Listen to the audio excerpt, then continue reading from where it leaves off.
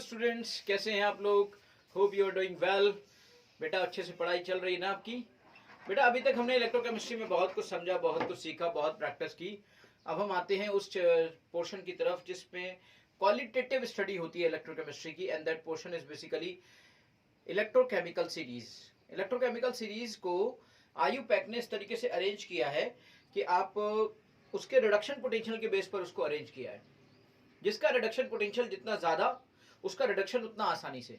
तो उन्होंने जो बेस लिया वो रिडक्शन पोटेंशियल का बेस लिया, बजाय ऑक्सीडेशन पोटेंशियल के या बजाय किसी और पोटेंशियल के। कोई और पोटेंशियल तो होता ही नहीं है। रिडॉक्स ही इलेक्ट्रोकेमिस्ट्री में पूरी की पूरी रिडॉक्स ही होती है। इलेक्ट्रोकेमिकल रिएक्शंस जितनी भी होती हैं रिडॉक्स रिएक्शंस होती हैं बेटा। तो इसका मतलब ये हुआ कि हम यहाँ पर ऑक्सीडेशन पोटेंशियल को जस्ट उसका उल्टा कर दें। याद रखिएगा, अगर जितना भी हम रिडक्शन पोटेंशियल आपको दिखा रहे हैं तो ऑक्सीडेशन पोटेंशियल तो जस्ट उसका निगेटिव हो जाएगा ना। तो ऑक्सीडेशन पोटेंशियल तो जस्ट उसका निगेटिव हो जाएगा, तो कोई ऐसा मसला ही नहीं है बेटा। ओके, यहां पे हम देखते हैं चीजों को। जैसे मैं आपको इलेक्ट्रोकेमिस्ट्री में इलेक्ट्रोकेमिकल सीरीज को दिखा रहा हूं। एनसीईआरटी के मैंने प्रिंट आउट को लिया है यहाँ पर, और मैंने इस बार से एक और प्लान किया है कि अभी जो भी चैप्टर्स हम डिस्कशन करेंगे ना, और उसके लास्ट में या उस जैसे जैसे जिस टॉपिक को हम कवर अप करते जाएंगे, एनसीईआरटी का भी पूरा की पूरा आपको एक बार रिवीजन करा देंगे। एनसीईआरटी का पीडीएफ यहाँ से खोलेंगे और इसी में आपको एनसीईआरटी के हर पॉइंट पे वर्कआउट कराते चले जाएंगे। इससे क्या होगा कि आपका एक एक पॉइंट कहीं से किसी भी तरीके का कोई पॉइंट छूटेगा नहीं। एनसीईआरटी के एग्जाम्पलर के सारे क्वेश्चंस करा देंगे, एनसीईआरटी के टेक्स्ट बुक के सारे क्वेश्चंस करा देंगे, साथ में आपकी शीट के सारे क्वेश्चंस करा देंगे। तो एक जबरदस्त पैकेज तैयार हो जाएगा बेटा, और आपके लिए वीडियोस, अल्टीमेट वीडियोस तैयार हो जाएंगे। इसके अलावा मैं कुछ एनिमेशन पे वर्क कर रहा हूँ, वो एनिमेशन भी अच्छे से आपके सामने आने वाले हैं। इसके अलावा वेब ब्राउजर का यूज करके, फैट का यूज करके, स्लाइड शेयर का यूज करके काफी सारी पीपीटीज को प्रेजेंट करने की कोशिश करूंगा, साथ साथ डीपीपीस का यूज करके और अपने पीपीटीज को बनाकर बहुत कुछ करने की कोशिश कर रहा हूँ। वीडियोस आपके अल्टीमेट होने जा रहे हैं। चलिए पहले हम शुरुआत करते हैं इस इलेक्ट्रोकेमिकल सीरीज की। आप देख रहे हैं यहाँ पर इसका जो रेफरेंस लाइन होता है, इसकी जो बेसिकली रेफरेंस लाइन होती है, ये रेफरेंस लाइन होती है, देखिए यहाँ पर आपको दिख रही है ये रेफरेंस लाइन 2H+। हाइड्रोजन इसकी रेफरेंस लाइन है, और यहाँ पर देख रहे होंगे आप हाइड्रोजन का ये जीरो आता है। हाइड्रोजन का रिडक्शन पोटेंशियल जीरो हो रहा है बेटा। जितना जिसका आसान रिडक्शन होता है उतना उसमें उसकी पॉजिटिव वैल्यू, उतनी ज्यादा पॉजिटिव वैल्यू आती है। याद रखिएगा, यहाँ पर देखें आप लगातार ऊपर, अगर हाइड्रोजन के ऊपर लगातार आप देखें तो इनका रिडक्शन ईजी होता चला जा रहा है। देखिए AgBr का रिडक्शन, उसके बाद फिर AgCl का रिडक्शन, Cu का रिडक्शन, Cu2+ का, Cu+ का, I2 का, O2 का, और इस तरीके से रिडक्शन पोटेंशियल बढ़ता चला जा रहा है। मैक्सिमम रिडक्शन पोटेंशियल जो पहुंचा है वो 2.87 पे पहुंचा है। याद रखिएगा, जो भी एलिमेंट जिसका रिडक्शन जितनी आसानी से हो जाएगा, जितनी आसानी से हो जाएगा, उसका रिडक्शन पोटेंशियल उतना ही ज्यादा होगा। दुनिया में सबसे आसानी से रिडक्शन F2 का हो सकता है, इसलिए उसका रिडक्शन पोटेंशियल दुनिया में मैक्सिमम है। देखिए F2 फ्लोरीन होती है बेटा, इलेक्ट्रॉन सबसे इजीली आ सकता है, उसका रिडक्शन पोटेंशियल आपका सबसे मैक्सिमम है 2.87। अब याद रखिएगा कि जहां पे जितना इजी रिडक्शन है वहां उतनी ज्यादा रिडक्शन पोटेंशियल है। याद रखिएगा, जितना अच्छा किसी का रिडक्शन हो जाएगा उतनी अच्छे से वो किसी और का ऑक्सीडेशन करा पाएगा, यानी कि उतनी ज्यादा उसकी ऑक्सीडाइजिंग पावर होगी। अंडरस्टैंड? तो मैं कह सकता हूं कि ऑक्सीडाइजिंग पावर जो होती है वो बेसिकली रिडक्शन पोटेंशियल के डायरेक्टली प्रोपोर्शनल होती है। ऑक्सीडाइजिंग पावर रिडक्शन पोटेंशियल के डायरेक्टली प्रोपोर्शनल होती है। ऑक्सीडाइजिंग पावर रिडक्शन पोटेंशियल के डायरेक्टली प्रोपोर्शनल होती है, और रिड्यूसिंग पावर रिडक्शन पोटेंशियल के इनवर्सली प्रोपोर्शनल होती है। यहाँ पर देखिए strongest reducing agent, strongest oxidising agent, जिनका रिडक्शन ज्यादा आसानी से हो जाता है। याद रखिएगा, अगर मेरा रिडक्शन बहुत अच्छे से हो रहा है ना, तो जितनी जल्दी मेरा रिडक्शन हो जाएगा उतनी जल्दी मैं दूसरे का ऑक्सीडेशन करा दूंगा। यानी जितना ज्यादा मेरा रिडक्शन पोटेंशियल होगा उतनी ज्यादा मेरी ऑक्सीडाइजिंग पावर होगी, यानी मैं दूसरे को ऑक्सीडाइज करने की ताकत रखता हूं। समझिएगा, इसका मतलब रिडक्शन पोटेंशियल और ऑक्सीडाइजिंग पावर एक दूसरे के डायरेक्टली प्रोपोर्शनल होते हैं, एक दूसरे के डायरेक्टली प्रोपोर्शनल होते हैं। और यहाँ पर आप देख रहे हो कि हाइड्रोजन के ऊपर जा रहा है ये सब, और इन सब का रिडक्शन पोटेंशियल बढ़ता चला जा रहा है। इसका मतलब ये हुआ कि इनकी increasing strength of oxidising agent, यानी ऑक्सीडाइजिंग एजेंट की जो स्ट्रेंथ होती है वो बेसिकली क्या होती है, वो उसकी ऑक्सीडाइजिंग पावर होती है। इसका मतलब यहाँ से आपका ऑक्सीडाइजिंग पावर लगातार बढ़ती चली जा रही है।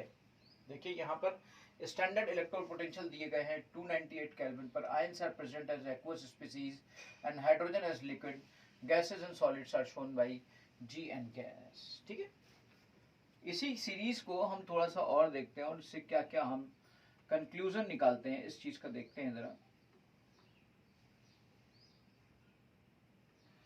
अब आप देखिए यहाँ पर हाइड्रोजन मैंने देखा, हाइड्रोजन के बाद देखिए हाइड्रोजन के बाद हाइड्रोजन जीरो पता negative, plumbum Sn Na Fe Cr Zn2 plus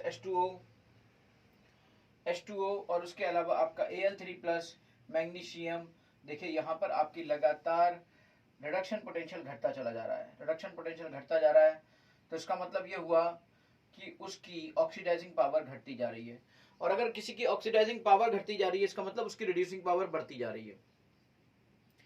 तो हम यहाँ से एक कंक्लूजन निकाल सकते हैं। देखिए लगातार ऊपर से नीचे Sn nickel Fe chromium zinc water Al3 plus magnesium 2 plus sodium plus calcium potassium और सबसे ज्यादा कम होता है रिडक्शन पोटेंशियल लिथियम का। अंडरस्टैंड? इसका मतलब ये हुआ कि आप स्ट्रॉन्गेस्ट रिड्यूसिंग एजेंट की अगर आप बात करें तो आपको लिथियम मिलेगा जो इसका स्ट्रॉन्गेस्ट रिड्यूसिंग एजेंट होगा। दूसरे का रिडक्शन बहुत आसानी से, क्योंकि सबसे ज्यादा आसानी से इसका ऑक्सीडेशन हो रहा होगा। रिडक्शन पोटेंशियल और ऑक्सीडेशन पोटेंशियल एक दूसरे के इक्वल और माइनस साइन के साथ होते हैं। इसका मतलब दोनों में इनवर्स रिलेशन होता है, और जब इनवर्स रिलेशन होता है तो एक चीज बढ़ेगी तो दूसरी चीज घटेगी, और दूसरी चीज बढ़ेगी तो पहली चीज बढ़ेगी घटेगी। ठीक है। अगर हम इलेक्ट्रोलिसिस इस इलेक्ट्रोकेमिस्ट्री के कुछ रिजल्ट्स के बारे में सोचें और उनके बारे में समझने की कोशिश करें कि भाई कैसा हो रहा है डैनियल सेल के अंदर और इन सब के अंदर, let's see this thing magnesium और आपका ये सब। देखिए सारे पॉइंट मैं आपको डिस्कस कर चुका हूँ पहले ही, नेक्स्ट इक्वेशन और उससे रिलेटेड सारे points I have discussed, all the points I have discussed.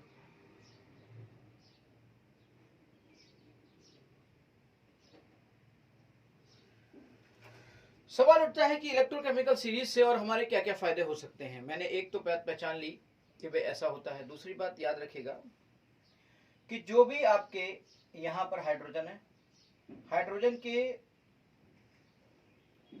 जो ऊपर हैं, यानी कि हाइड्रोजन के यहां पर तो उल्टा दिखाया गया है, तो हाइड्रोजन के जो नीचे है वो हाइड्रोजन को रिप्लेस कर देंगे। यानी कि अगर वो रिएक्ट करेंगे तो उनसे हाइड्रोजन निकलेगी। लाइक जैसे यहां पर देखिए ये आपकी हाइड्रोजन है, कहाँ गई hydrogen, silver silver copper copper, ये हाइड्रोजन आ गई।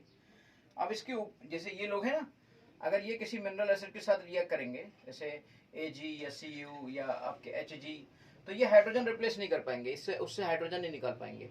लेकिन जबकि ये अगर कोई भी मिनरल एसिड के साथ रिएक्ट करेंगे जैसे sodium potassium lithium magnesium aluminium zinc chromium iron nickel Sn Pb, तो ये सब उससे मिनरल एसिड से हाइड्रोजन को रिप्लेस कर देंगे, मिनरल एसिड से हाइड्रोजन को रिप्लेस कर देंगे।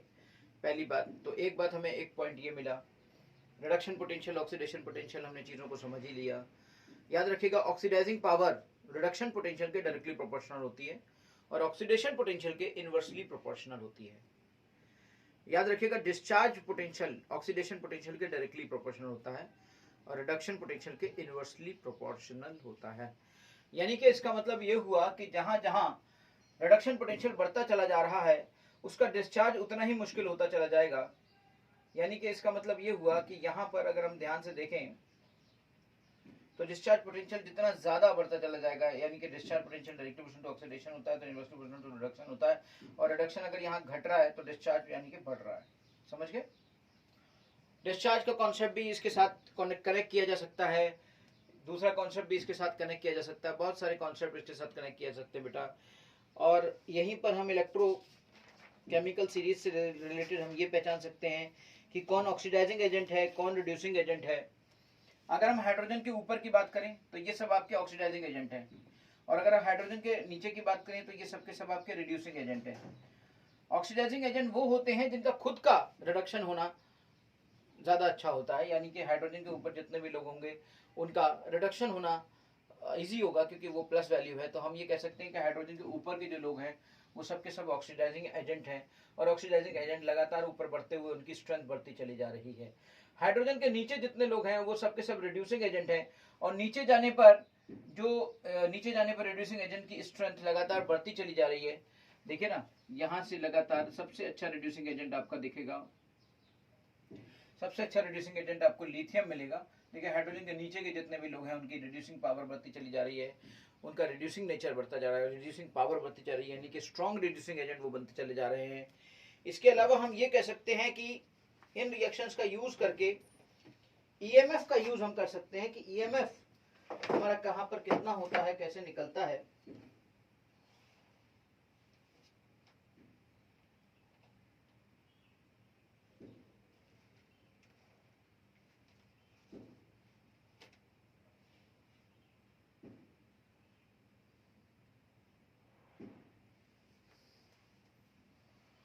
तो that was basically electrochemical series, जिसका आप देख रहे हैं आसानी से, इलेक्ट्रोकेमिकल सीरीज।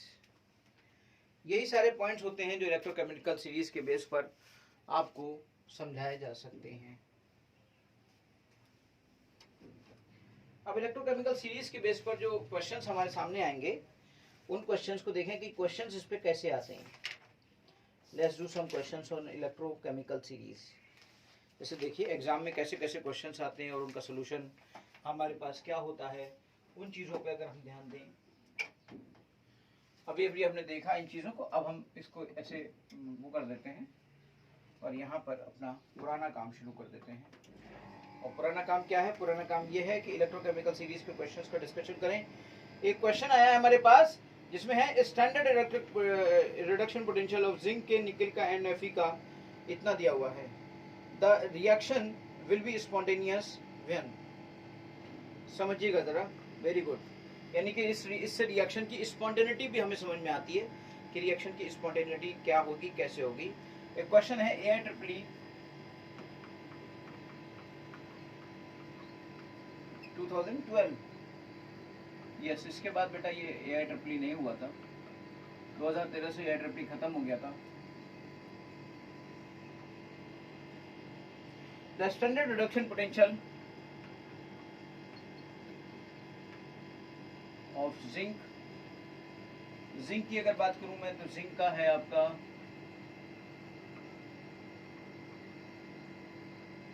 -0.76, Na का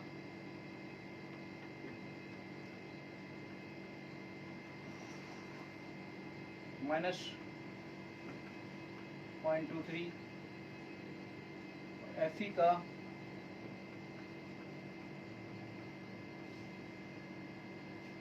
-0.44। The reaction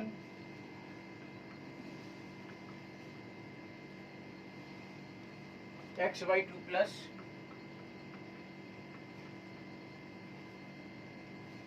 X2 plus Y X2 plus Y will be spontaneous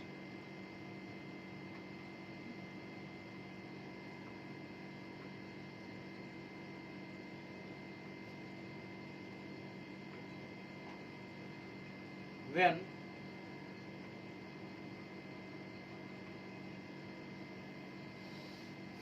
first option है x is equal to y, x is equal to nickel and y is equal to Fe। Second option है x is equal to nickel and y is equal to Zn। C option है x is equal to Fe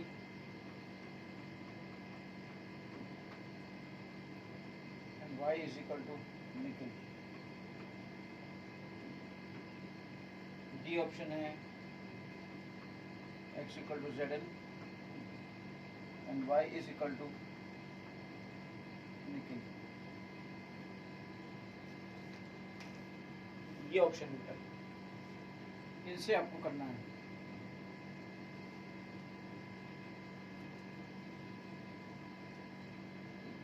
let's do this question. आपका ये करना है, ये आपका x is equal to Ni, y is equal to Fe, x equal to Ni, y equal to Zn। चलिए इस question को करिए जरा। देखिए इलेक्ट्रोकेमिकल बेस पर आप कैसे स्पॉन्टेनिटी को चेक करेंगे, आप स्पॉन्टेनिटी को कैसे चेक करेंगे ये आपको देखना है। लेट्स डू, ट्राई करिए बेटा।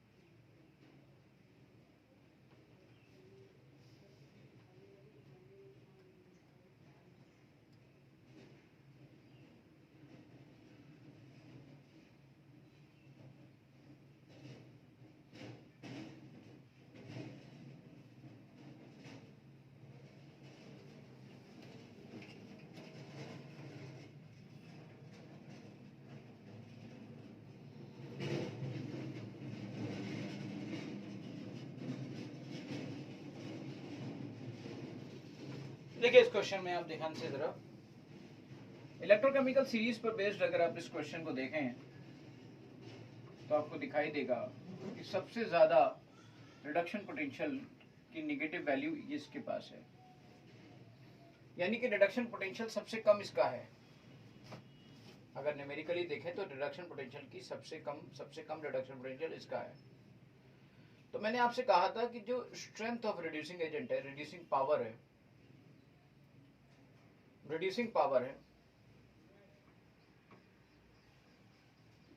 तो जो रिड्यूसिंग पावर होती है बेटा, यानी कि रिड्यूसिंग एजेंट की जो स्ट्रेंथ होती है वो that is directly proportional to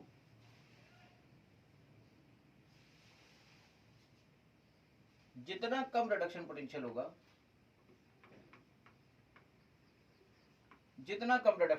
होगा, उतनी ही ज्यादा रिड्यूसिंग पावर होगी, यानी कि उतनी ही ज्यादा अच्छा वो रिड्यूसिंग एजेंट होगा। इसका मतलब ये हुआ कि अगर हम यहां से देखें और ऑक्सीडाइजिंग पावर की अगर हम बात करें, तो oxidising power directly proportional to E neutral reduction.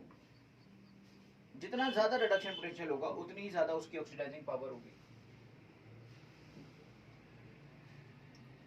तो अगर इलेक्ट्रोकेमिकल सीरीज को ध्यान से ऑब्जर्व किया जाए और इनको अरेंज किया जाए तो यहाँ पर जो दिख रहा है वो सबसे पहले, यानी ये तो आप देखिए हाइड्रोजन है, हाइड्रोजन के ऊपर की चीजें तो पॉजिटिव हो गई, ऊपर की जो चीजें हैं उनमें तो रिडक्शन पोटेंशियल आपका पॉजिटिव आ गया, ठीक है। अब उसके नीचे की चीजों को देखो, यहाँ उल्टा हमने दिखा रहे हैं, उल्टा दिखाते मतलब उल्टा क्या, एनसीईआरटी में जैसा दिया वैसे ही लेके चलो। एनसीईआरटी में नीचे दिया है कि रिडक्शन पोटेंशियल का नीचे वैल्यू नेगेटिव हो गई और यहाँ पे 0 हो गया। तो इसमें जो आपकी सबसे कम नेगेटिव यानी कि निकल आएगा, उसके बाद फिर Fe आ रहा है और उसके बाद फिर Zn आ रहा है ना। क्योंकि निकल के लिए ये जो वैल्यू आ रही है,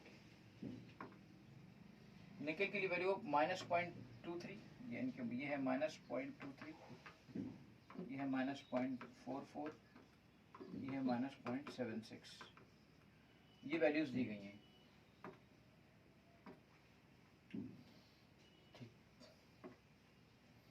इसका मतलब क्या हुआ, इसका मतलब ये हुआ कि Zn स्ट्रॉन्गेस्ट रिड्यूसिंग एजेंट है, तो Zn Fe को भी रिड्यूस कर देगा, निकल को भी रिड्यूस कर देगा, ठीक है। Fe निकल को रिड्यूस कर देगा, पर Fe पर निकल किसी को इन दोनों में से किसी को रिड्यूस नहीं कर पाएगा, ना निकल Fe को रिड्यूस कर पाएगा, ना निकल Zn को रिड्यूस कर पाएगा। अंडरस्टैंड। तो हमारी रिएक्शन क्या थी, हमारी रिएक्शन थी XY2 प्लस, XY2 प्लस, फिर क्या हो रहा था, X +2 में जा रहा था और Y इसमें जा रहा था। इसका मतलब ये रिड्यूस हो रहा था, ठीक है, और ये रिड्यूस कर रहा था, X रिड्यूस कर रहा था। तो X निकल तो नहीं हो सकता, क्योंकि निकल किसी को रिड्यूस कर ही नहीं सकता यानी X की जो निकल की पॉसिबिलिटी है, यानी कि पहला और दूसरा ऑप्शन है, ये दोनों गलत हो गए कि X निकल तो नहीं हो सकता, क्योंकि X देखो X Y को रिड्यूस ही तो कर रहा है, खुद को ऑक्सीडाइज करके दूसरे को रिड्यूस कर रहा है, यानी X निकल नहीं होगा, नॉट निकल। तो यहां से ये साबित हुआ कि ये निकल नहीं होगा भाई। अब सवाल उठा कि निकल नहीं हो सकता, तो ये फिर Zn या Fe तो हो सकता है, यस बिल्कुल हो सकता है। तो हमने कहा कि अगर हमें बेस्ट, अब जब Zn और Fe हो सकता है तो हम बेस्ट लेना भाई। Zn Fe देखो तो सबसे स्ट्रॉन्गेस्ट रिड्यूसिंग एजेंट तो आपका Zn है, तो ऐसी सिचुएशन में आप Zn को सबसे अच्छा लिए ना, तो आपने Zn को ले लिया। Zn को जब आपने ले लिया तो Zn, चलो इसको ले लो। अब Zn अगर ये हो सकता है तो Zn अगर आपका X Zn है तो Y आपका, देखो X Zn का एक ही ऑप्शन है D वाला, तो Y हाँ आप निकल ले सकते हो, कोई मसला नहीं। Y को आप Fe भी ले सकते हो, Y को आप निकल भी ले सकते हो। तो इस तरीके से ये आपका Zn2 प्लस हो जाएगा और ये आपका निकल हो जाएगा, ये आपका X हो जाएगा, ये आपका Y हो जाएगा। तो X आपका Zn हो गया और Y आपका निकल हो गया। इस तरह से ये सिचुएशन आपकी सामने आ गई बेटा। डी ऑप्शन आपका करेक्ट हो गया। Very good question, very good question. Question ही वो दम होता है जिसके दम पर आप चीजों को सीख पाते हो। और ख़ास तौर से एग्ज़ाम में आए हुए क्वेश्चन, वो भी ख़ास तौर से जेई के क्वेश्चंस, नीट के भी क्वेश्चंस बहुत अच्छे आ रहे हैं।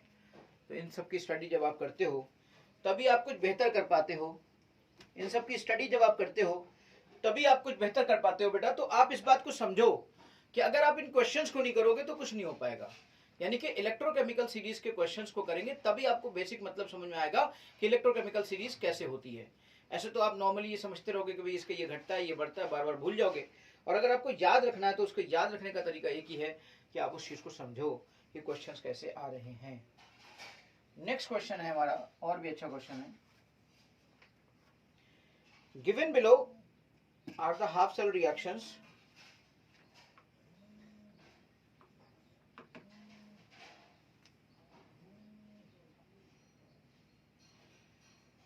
given below are the half cell reactions Mn2 plus. Mn2 plus is basically 2 electron. Hello, class ले रहा हूँ मैं। हाँ क्लास ले रहा हूँ। हाँ बेटा क्लास ले रहा हूँ, घर पे आओ।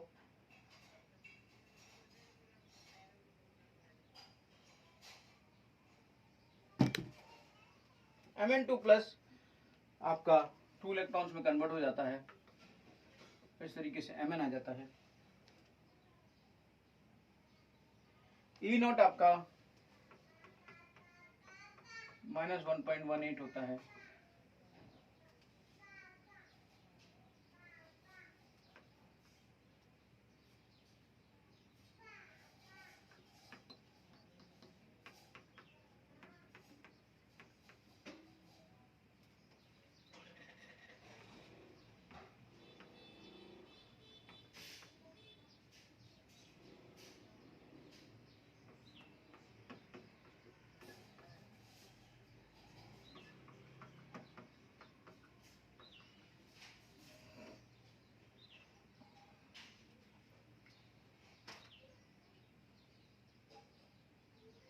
दिया हुआ है कि the E not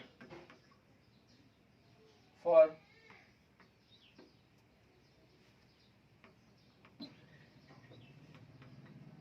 3Mn2 plus Mn plus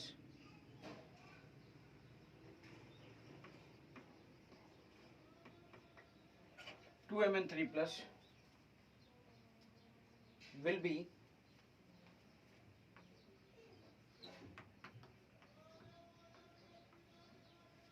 यानी Mn2 प्लस आपका ऑक्सीडाइज हो रहा है Mn में।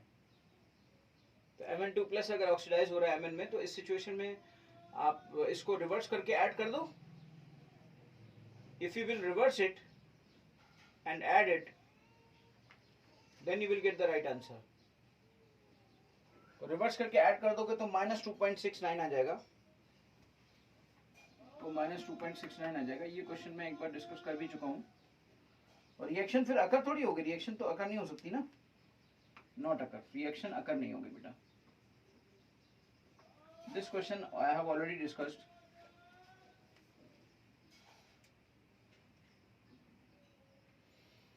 इलेक्ट्रोकेमिकल सीरीज पे एक अच्छा क्वेश्चन जो और आ गया है मेरे सामने, जस्ट डू दैट।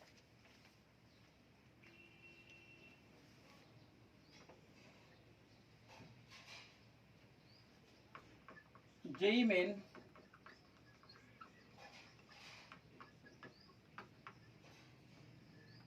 2014 में क्वेश्चन है कि Fe3 प्लस एक्वस में ले रहे हैं आप, इलेक्ट्रॉन ले रहे हैं और ये Fe2 प्लस में जा रहा है और इसका पोटेंशियल है आपका, ऑक्सीडेशन पोटेंशियल दे रहे हैं, इसका मतलब +0.77। याद रखिएगा रिडक्शन पोटेंशियल के टर्म में देखेंगे तो ये नेगेटिव हो जाएगा।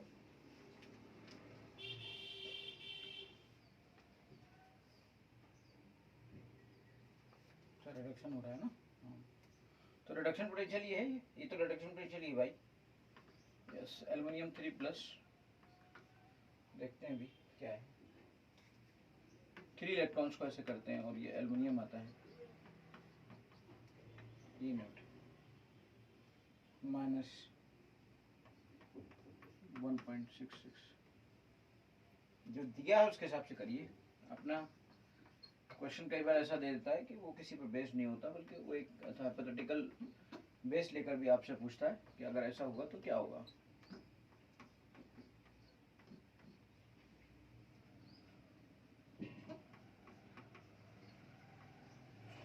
Plus 1.09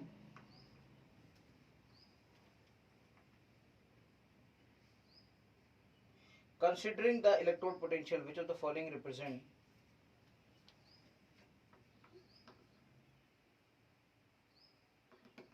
considering the electrode potential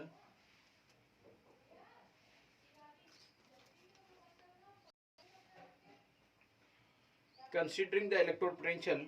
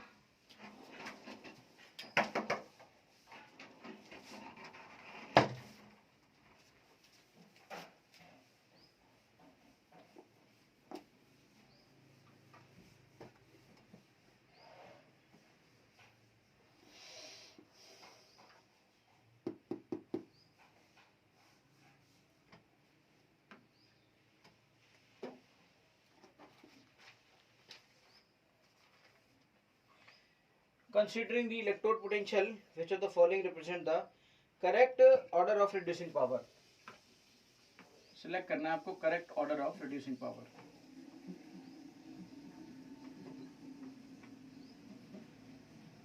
अभी भी मैंने आपको बताया था कि रिड्यूसिंग पावर जो होती है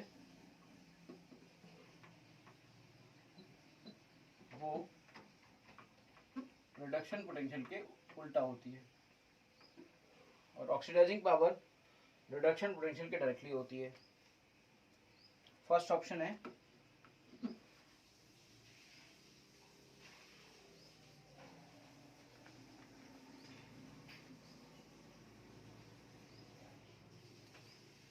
Fe2 plus Al Br minus, B option है Br minus Fe2 plus Al, C option है Al Br Fe,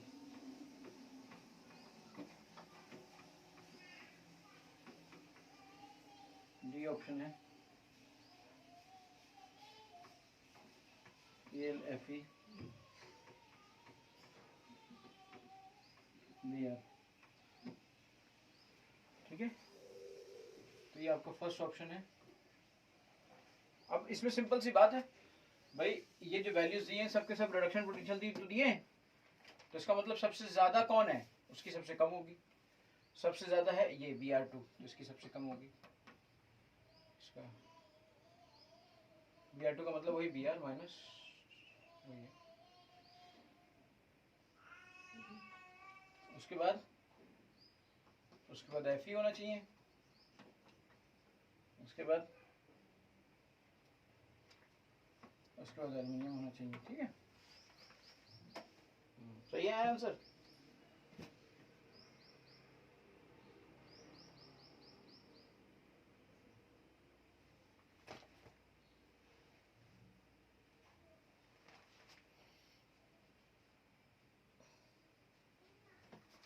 और ऑक्सीडाइजिंग पावर जो होगी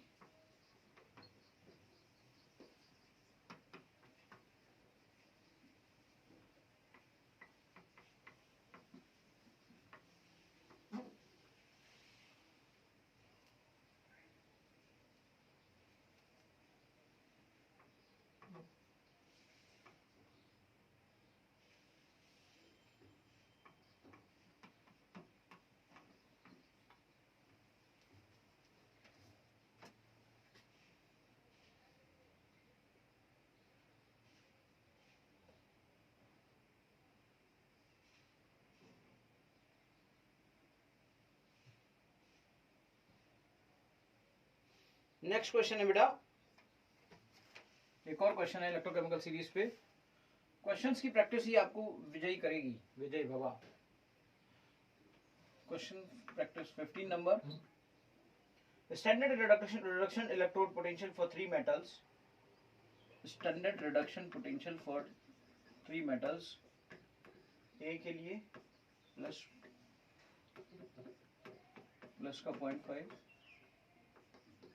बी के लिए माइनस का 3, सी के लिए माइनस का 1.2। तो रिडक्शन द रिड्यूसिंग पावर, मैंने अभी भी आपको बताया कि रिड्यूसिंग पावर के बारे में, ऑक्सीडाइजिंग पावर के बारे में बहुत क्वेश्चन आते हैं। Reducing power is directly proportional to 1/E0 reduction. Reducing power reduction potential के इनवर्सली प्रोपोर्शनल होती है और ऑक्सीडाइजिंग पावर के डायरेक्टली प्रोपोर्शनल होती है। सबसे ज्यादा रिडक्शन पोटेंशियल किसका है? ए का। सबसे कम किसका है? बी का। तो बी की रिड्यूसिंग पावर सबसे ज्यादा होगी, उसके बाद किसकी होगी? उसके बाद सी की होगी, उसके बाद किसकी होगी? उसके बाद ए की होगी। जिसके जितना ज्यादा रिडक्शन पोटेंशियल है उसका उतना ज्यादा कम, उतनी ही कम रिड्यूसिंग पावर है, यानी सबसे ज्यादा होगी बी की, फिर सी की, फिर ए की। First option, okay. यहाँ पे ऑप्शन दिए हुए थे, उनमें से ये बेटा ऑप्शन था फर्स्ट ऑप्शन। बी ऑप्शन दिया हुआ था ए बी सी, और सी ऑप्शन दिया हुआ था सी बी ए, और डी ऑप्शन दिया हुआ था ए सी बी। इनमें से जो पहला ऑप्शन होगा दैट विल बी ओके। ये आपका बिल्कुल सही होगा, ये आपका बिल्कुल सही होगा, और ये ऑप्शन में आप you will get this thing, ठीक है।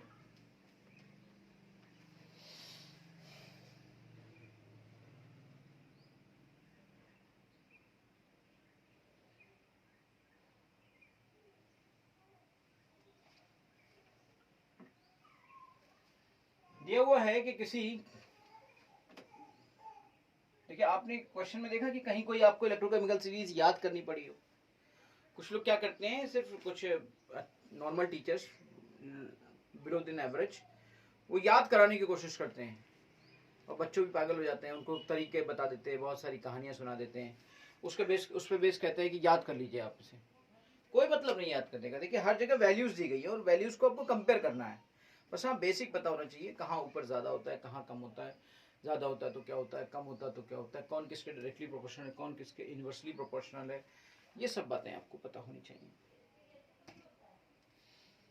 यहां पर आप देखिए अगर ध्यान से, तो E0 M3 plus oblique M2 plus, यानी M3 को M2 में जाना है, रिडक्शन होना है। इसकी वैल्यूज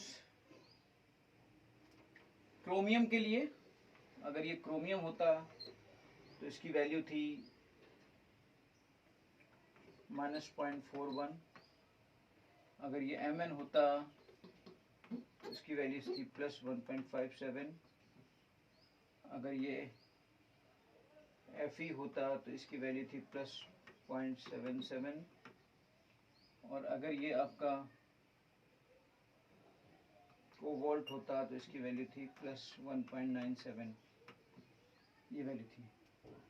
ये पूछ रहे हैं which one of these metals the change in oxidation state from +2 to +3 is the easiest. Change in oxidation state from +2 to +3, देखिए जरा ध्यान से देखिएगा, किसकी +2 से +3 इजीएस्ट होगा। अब आप मुझे बताइए +2 से +3 का मतलब क्या है? ऑक्सीडेशन, और ऑक्सीडेशन क्या होगा? और ये सब रिडक्शन, ये सब क्या दिए हुए हैं? ये सब दिए हुए हैं रिडक्शन। तो रिडक्शन जिसका सबसे कम होगा उसके लिए सबसे ज्यादा अच्छा ऑक्सीडेशन होगा। रिडक्शन सबसे कम किसका है? इसका है। इसका मतलब इसके लिए सबसे ज्यादा ऑक्सीडेशन पोटेंशियल है, इसका मतलब सबसे ज्यादा इजीएस्ट इसके लिए ये है। So the answer should be chromium. Answer आपका क्रोमियम आ गया। ऑप्शन में दिया हुआ था, देखिए ये सब बेसिक अगर आपके क्लियर है ना तो हर क्वेश्चन आपका होता चला जाएगा। पहला ऑप्शन दिया हुआ था क्रोमियम, बी ऑप्शन दिया हुआ था कोबाल्ट, सी ऑप्शन दिया हुआ था Fe और डी ऑप्शन दिया हुआ था आपका Mn। आंसर आया मेरा क्रोमियम। देखिए आपने जो चीजें हैं आपकी वो क्लियर हैं। अगर कि ऑक्सीडेशन बेस्ट तब होगा जब ऑक्सीडेशन पोटेंशियल जिसका मैक्सिमम होगा, और ऑक्सीडेशन पोटेंशियल उसका मैक्सिमम होगा जिसका मिनिमम रिडक्शन पोटेंशियल होगा, क्योंकि ऑक्सीडेशन पोटेंशियल और रिडक्शन पोटेंशियल एक दूसरे के उल्टे होते हैं। किसी एक उसके लिए, किसी एक प्रोसेस के लिए, जैसे मान लीजिए A32/A2 आया, तो इसके लिए अगर ऑक्सीडेशन पोटेंशियल या इसकी ये रिडक्शन पोटेंशियल है, इसके लिए रिडक्शन पोटेंशियल अगर देखा जाए तो बिल्कुल उतना ही होगा जितना कि ऑक्सीडेशन उसके नेगेटिव के बराबर होगा। और इन दोनों में जो रिलेशन होगा, प्रोपोर्शनलिटी का साइन होगा, वो उल्टा होगा, क्योंकि माइनस आ जाता है तो प्रोपोर्शनलिटी का साइन उल्टा हो जाता है। तो ये बातें सब, ये मेन दो बातें याद रखनी है। दूसरी बात है कि oxidising power directly proportional to E0 reduction, समझ गए? अच्छा, reducing power directly proportional to 1/E0 reduction. अगर रिडक्शन में ही देखना है तो, और ऑक्सीडेशन में देखना है तो उल्टा कर दो, उसमें क्या है।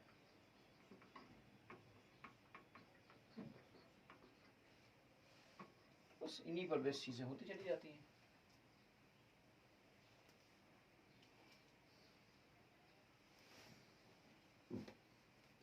समझ गए? तो that was basically electrochemical series. काफी तरह की सेल्स का हमने डिस्कशन किया था बेटा लास्ट टाइम, काफी तरह के सेल्स का हमने डिस्कशन किया था लास्ट टाइम। हम एक तरह के सेल का और डिस्कशन करेंगे, और वो वो जो डिफरेंट टाइप का सेल होगा, that will be concentration cell. उसको हम कहेंगे कॉन्सेंट्रेशन सेल।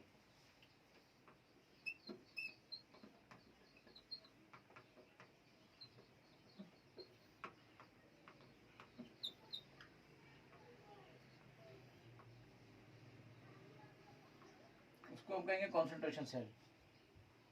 तो दैट कॉन्सेंट्रेशन सेल बेटा एक नए तरह के सेल होते हैं। इन सेल्स में सबसे पहली बात तो कॉन्सेंट्रेशन सेल्स जो होते हैं, इनका E0 ऑफ सेल जो होता है वो 0 लिया जाता है। पहली बात तो ये।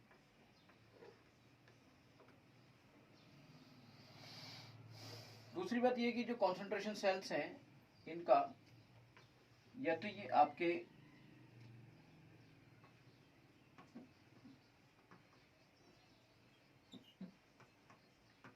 इलेक्ट्रोलाइट कॉन्सेंट्रेशन सेल होते हैं,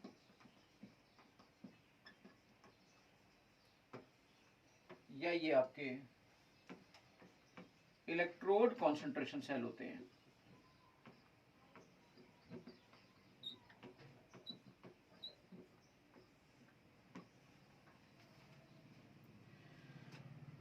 इन सब का डिस्कशन करना है हमें। जो इलेक्ट्रोलाइट कॉन्सेंट्रेशन सेल होते हैं बेटा, उनमें जो ई सेल होता है ऐसे, बाकी वो 0 हो गया, 0.0951 divided by n log C2/C1 electrolyte का कॉन्सेंट्रेशन ये रखा जाता है। इलेक्ट्रोड कॉन्सेंट्रेशन सेल में E cell will be is equal to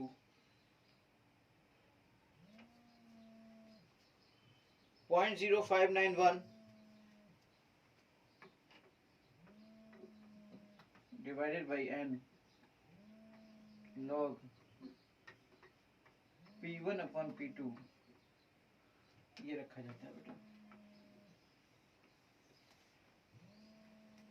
ये दोनों के फॉर्मूले होते हैं, लेकिन चलिए इनका थोड़ा सा डिटेल समझते हैं कि दोनों की डिटेल में क्या होता है। Let's do that thing. और इन पर क्वेश्चंस कैसे बनते हैं, इसकी मदद से पीएच कैसे निकलते हैं, बहुत अच्छे क्वेश्चंस डेवलप होते हैं इस पर। होता क्या है बेसिकली, जैसे सपोज करिए, अब हम बात करते हैं डिटेल में, थोड़ी सी हम बात करेंगे थोड़ी सी डिटेल में।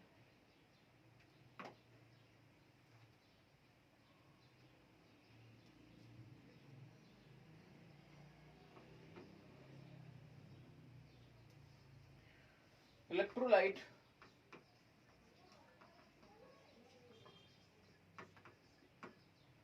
concentration cell,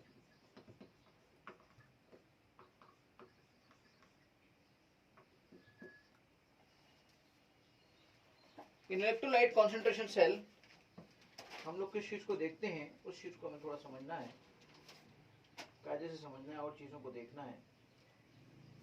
electrolyte concentration cell पे हमें किस चीज पे ध्यान देना है, जस्ट डू दैट थिंग।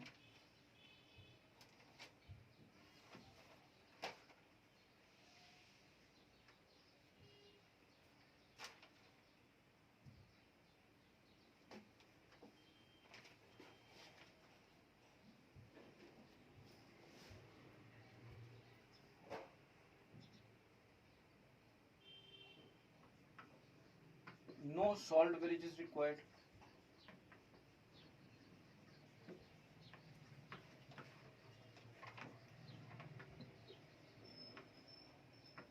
और जो ई नॉट सेल होता है 0 होता है। ये दो खास बातें मैंने आपको बताई जिस पर क्वेश्चन आपके दिमाग में आ सकता है। इनकी खास बातें ये है,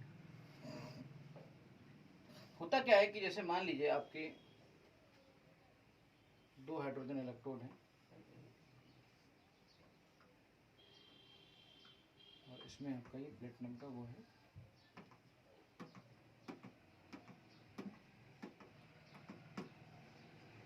दोनों में कोई इलेक्ट्रोलाइट है,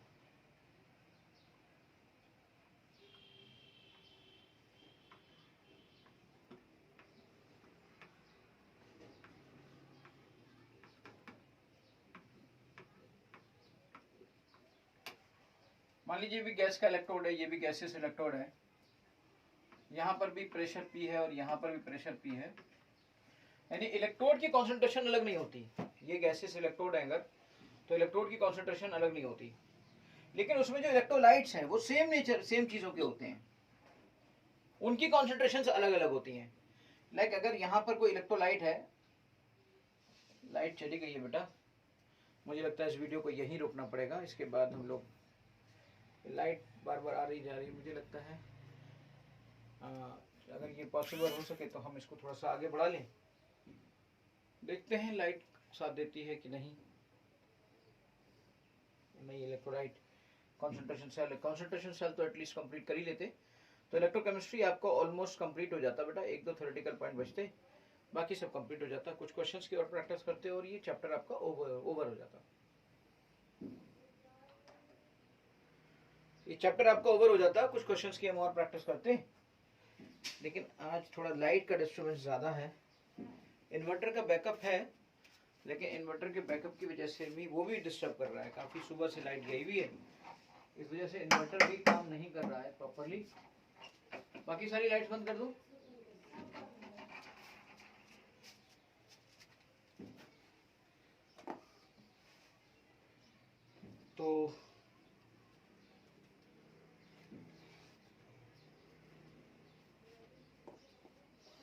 तो यहाँ पर बेटा जो कॉन्सेंट्रेशन होगी ना, जैसे मान लो यहाँ पर आपका सपोज करो ये अगर हाइड्रोजन इलेक्ट्रोड है तो H+ ये होगा, तो इसकी कॉन्सेंट्रेशन सपोज करो ये C1 हो गई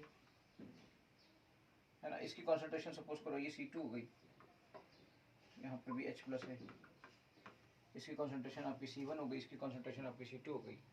आप सब जानते हो कि लेफ्ट हैंड साइड पे आपका एनोड होता है, और एनोड पे क्या होगा, एनोड पे आपका भाई मान लो हाफ H2 है, ऑक्सीडेशन हो गया तो H+ में कन्वर्ट हो गया, इलेक्ट्रॉन हो गया, और इस H+ की कॉन्सेंट्रेशन आपकी C1 हो गई, ठीक है। फिर आपका कैथोड पे क्या होगा, कैथोड पे रिडक्शन होगा, कैथोड पे रिडक्शन होगा तो ये आपका H+ है, इसकी कॉन्सेंट्रेशन मान लो कैथोड वाला इधर है तो इसकी कॉन्सेंट्रेशन C2 हो गई, और इस तरीके से ये हाफ H2 प्लस इलेक्ट्रॉन हो गया, प्लस इलेक्ट्रॉन हो गया, सॉरी। इस तरीके से आप इसको देखेंगे अगर, तो ये रिएक्शन आपकी बनी, ठीक।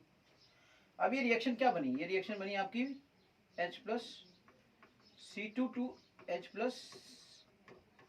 C1, ये रिएक्शन बनी आपकी H+ C2 to H+ C1, ठीक है। अब आप इसको उस इक्वेशन में रखिए, H+ C2 to H+ C1, अब आप उसमें रख दीजिए, वेरी गुड।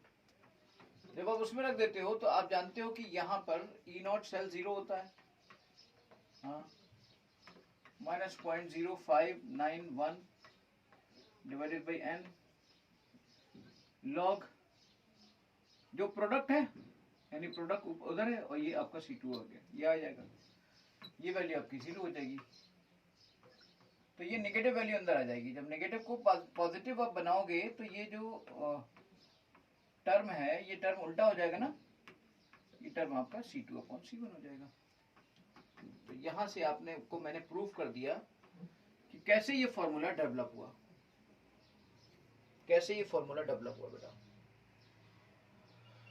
यहां से हम लोगों ने ये प्रूफ कर दिया कि कैसे ये फॉर्मूला डेवलप हुआ।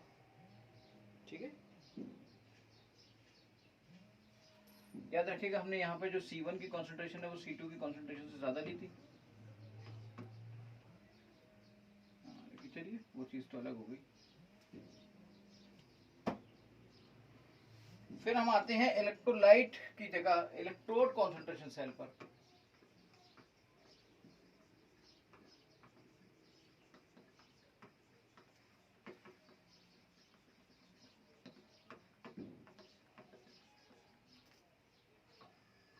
इलेक्ट्रोड कॉन्सेंट्रेशन सेल पे आते हैं हम। इलेक्ट्रोड कॉन्सेंट्रेशन सेल पे जब हम आए तो इलेक्ट्रोड कॉन्सेंट्रेशन सेल पे हमने क्या किया कि हमारा ये आपका कॉन्सेंट्रेशन सेल था,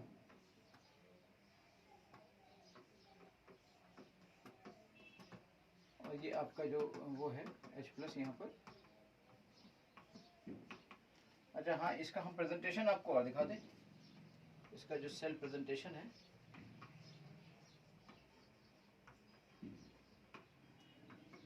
सेल प्रेजेंटेशन है प्लेटिनम और हाइड्रोजन प्लस, इधर लेफ्ट वाले पे C1 था, फिर आपका हाइड्रोजन गैस, ये आपका इलेक्ट्रोड हो गया, और फिर आपका H+, इस राइट वाले पे ये हो गया, और ये प्लेटिनम इलेक्ट्रोड हो गया। इस तरीके से हाइड्रोजन गैस कॉमन हो गया, समझ गए। और इलेक्ट्रोलाइट की कॉन्सेंट्रेशन अलग अलग हो गई और इलेक्ट्रोड की कॉन्सेंट्रेशन फिक्स हो गई। प्लेटिनम इलेक्ट्रोड यूज किया गया था, ठीक, गैस इलेक्ट्रोड बन गया था वो। अब हम बात करते हैं इलेक्ट्रोड कॉन्सेंट्रेशन सेल का। यहाँ पर जो इलेक्ट्रोड है उसकी कॉन्सेंट्रेशन अलग है। मान लीजिए ये अंडर प्रेशर P1 है, पर यहाँ कॉन्सेंट्रेशन C है, और इस जगह पर भी आपकी कॉन्सेंट्रेशन C है।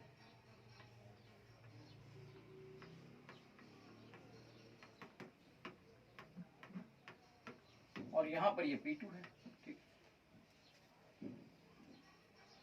अब ये आपका क्या है, ये आपका एनोड है, ये क्या है, ये कैथोड है।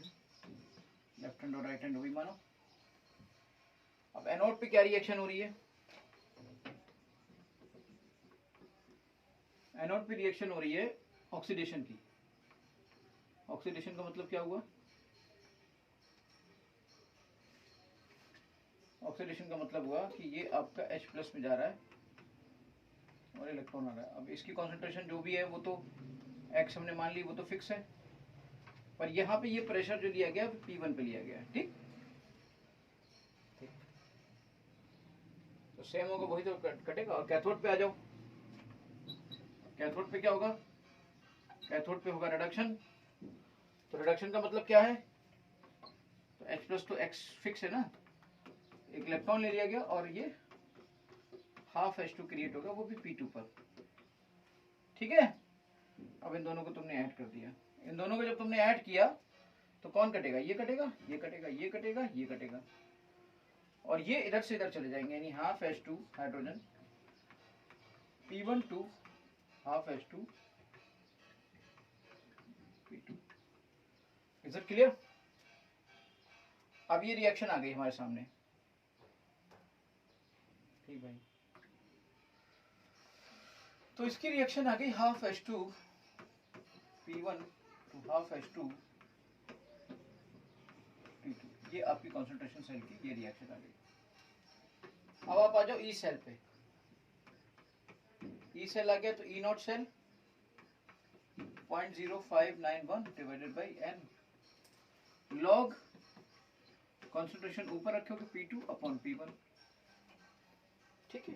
अब इसमें ये क्या होगा, ये आपका 0 हो गया, ये 0 हो गया, माइनस उधर चला गया, तो फॉर्मूला बना 0.0591 divided by n log P1 upon P2।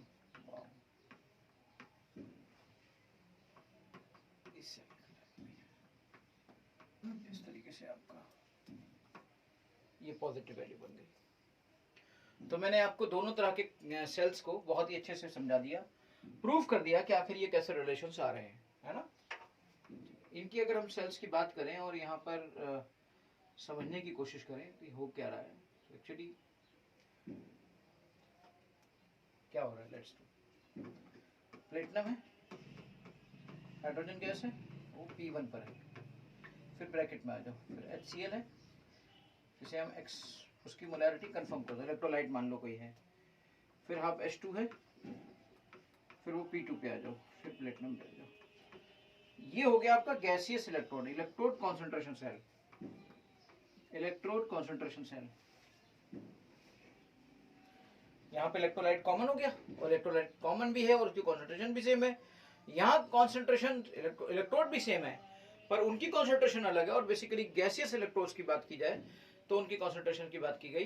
Gaseous electrode लिए गए तब की कंडीशन, अगर कोई मान लीजिए यहाँ पर हम कौन से इलेक्ट्रोड लेते, यहाँ पर हम लिक्विड इलेक्ट्रोड्स ले लेते, तो अगर लिक्विड इलेक्ट्रोड्स लेते तो यहाँ पर C1/C2 हो जाता। फिर से एक बार और स्पेशल पॉइंट बता दूं, ये हमने जो गैसियस इलेक्ट्रोड की बात की थी तब की बात है। इफ वी आर टेकिंग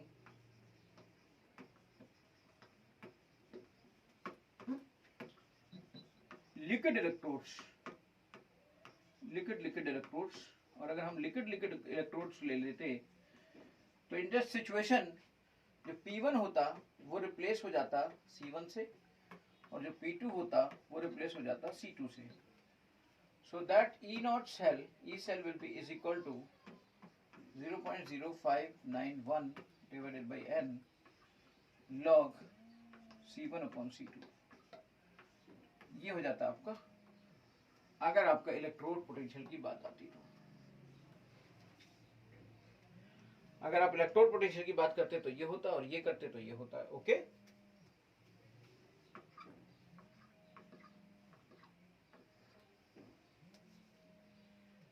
ठीक है बेटा। चलिए आप इस चीज को समझते हैं जरा कि यहाँ पर ये जो आपकी P1 और P2 यानी कि C1 और C2 की कॉन्सेंट्रेशंस ली जा रही हैं। अब इन पर बेस्ड क्वेश्चंस को हम करते हैं। जो भी जेई और नीट में आए हुए क्वेश्चंस हैं, यानी कि मुझे लगता है अपने electrode concentration cell, electrolyte concentration cell, इन सब के बारे में बहुत अच्छे से क्लियर कर ली चीजें। Let's do one more thing, one more questions on electrode concentration cell and electrolyte concentration cell.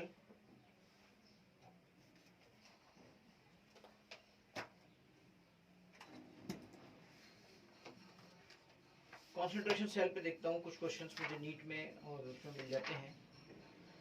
Conductance Nernst equation पे क्वेश्चन आ गए, ये सब है तो सब नस्ट इक्वेशन के ही छोटे भाई।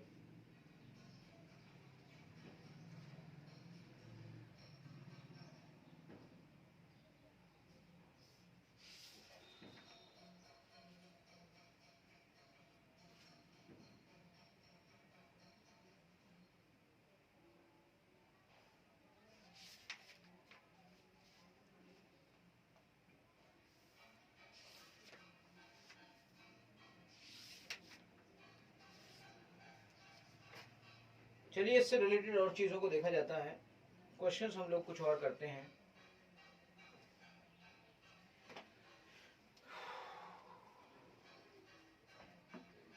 तो यहाँ पे आपका जो चैप्टर है बेटा इलेक्ट्रोकेमिस्ट्री, ये कंप्लीट हो गया। अब इलेक्ट्रोकेमिस्ट्री में कोई भी पॉइंट नहीं बचा है, कुछ क्वेश्चंस की प्रैक्टिस बची है। कोरोजन है, कोरोजन के बारे में आप सभी जानते हो कि भाई जब ऑक्साइड्स बन जाते हैं, लेयर क्रिएट हो जाती है Fe की, तो फिर उस हिसाब से ऑक्साइड्स Fe के बन जाते हैं, कोरोजन क्रिएट हो जाता है, ऑक्सीडेशन रिडक्शन वहाँ पे सब होता चला जाता है। वो सब आप स्टडी, थ्योरेटिकल पॉइंट है, नॉर्मल है। एक बार NCERT भी देख लेना, ठीक है।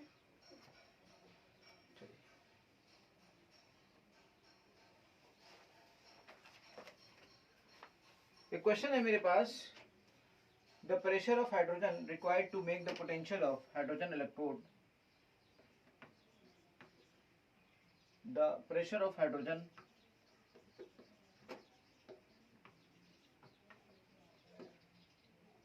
required to make the potential of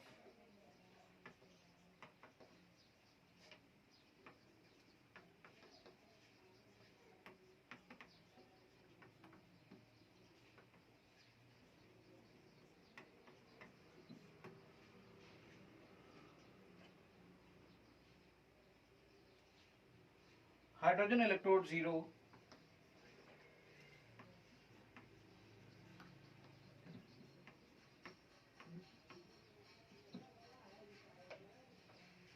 in pure water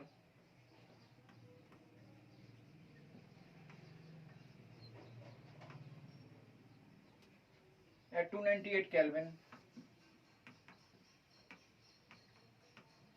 is first है 10 to the power minus 10 atmosphere, second है 10 to the power minus 4 atmosphere, C है 10 to the power minus 14 atmosphere, D है 10 to the power minus 12 atmosphere.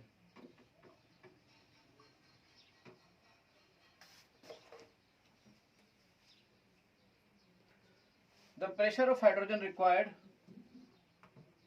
to make the potential of hydrogen electrode 0 in pure water.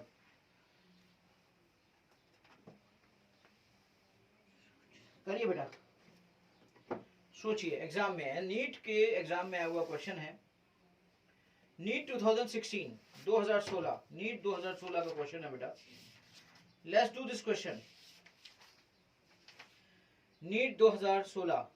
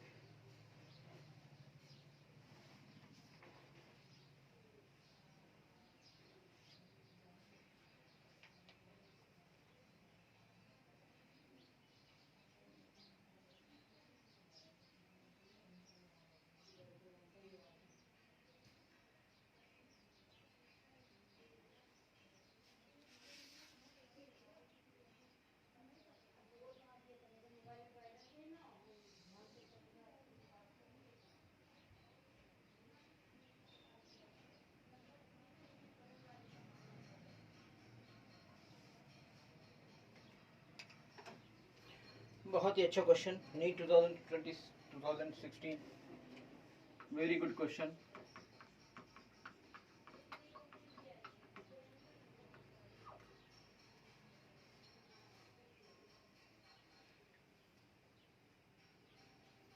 The pressure of hydrogen required to make the potential of hydrogen electrode 0.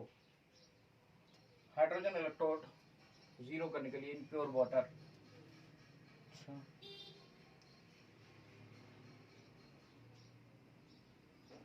Gaseous electrode देखिए बेटा, gaseous electrode का एक example है कि ये है ना. ये उससे थोड़ा सा हटके है क्वेश्चन. मान लीजिए हाइड्रोजन है आपका, 2 इलेक्ट्रॉन लेते हुए ऐसे बन जाता है, हाइड्रोजन गैस बन जाता है. ठीक है. अब इसके लिए आप लिखोगे तो क्या लिखोगे? E cell is equal to E naught cell. Hydrogen के लिए स्टैंडर्ड हाइड्रोजन इलेक्ट्रोड ये तो 0 होता ही है. ठीक है. 0.0591 ये 2 लॉग. इसे आप प्रेशर में, पार्शियल प्रेशर में लिखोगे और इसे आप कॉन्सेंट्रेशन में लिखोगे. अब इन्होंने कहा कि hydrogen 2 make 0, potential of hydrogen make 0, इसको भी 0 कर दो. ये तो होता ही है ना, इसको भी 0 कर दो. इसका मतलब ये हुआ कि log PH2 upon H plus का स्क्वायर इज इक्वल टू 0। इसका मतलब इसकी वैल्यू 1 होगी, तभी ये log 1 0 होता है। तो इसकी वैल्यू 1 होगी बेटा, ये पूरा की पूरा 0 आ गया ना, इधर चला गया 0 आ गया, तो इट मीन्स इस पूरे की वैल्यू अगर 0 है तो इसकी वैल्यू कितनी होगी, log 1 0 होता है, याद रखिएगा हमेशा log 1 0 होता है। तो अगर log 1 0 होता है तो इसकी वैल्यू 0 यानी 1 इसकी वैल्यू है, और 1 इसकी वैल्यू है, तो इसका मतलब ये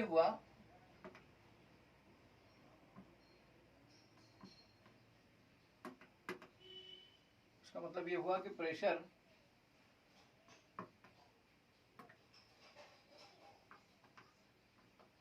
of hydrogen is equal to H2 plus का स्क्वायर। अब प्योर वाटर है, प्योर वाटर के लिए आपका पीएच कितना होगा, 7 है, और HN कॉन्सेंट्रेशन कितने किसके बराबर होता है, 10 to the power minus pH की।